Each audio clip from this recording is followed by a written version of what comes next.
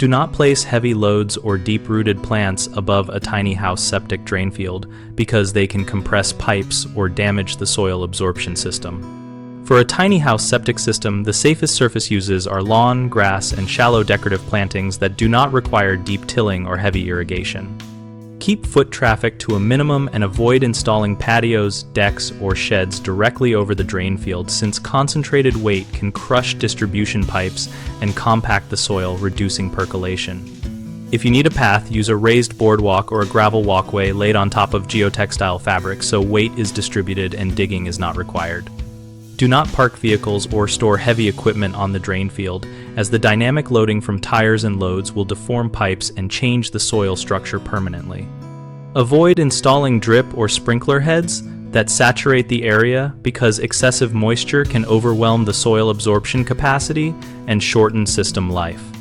Maintain a clear, unobstructed route to the septic tank and distribution box by marking the field location and leaving room for service vehicles to access diagnostic ports without driving across the field. Owners commonly underestimate root intrusion from trees and large shrubs, which can crack or block distribution lines, so do not plant anything with a deep or aggressive root system within at least 20 feet of the drain field and choose shallow-rooted ornamental grasses instead. A second issue is compacting the soil by driving or storing heavy items there, which reduces infiltration. Remedy this by using only lightweight surface uses and moving heavy loads to a different part of the property. The third common problem is creating a waterlogged field through overwatering landscaping or poor drainage from gutters and downspouts. Fix this by redirecting roof runoff away from the field and selecting drought-tolerant, shallow-rooted species that need little to no irrigation.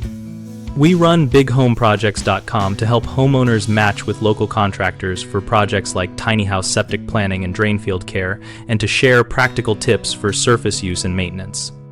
Our community discussion boards let us and other users exchange real-world experiences and ask specific questions about preserving septic system function.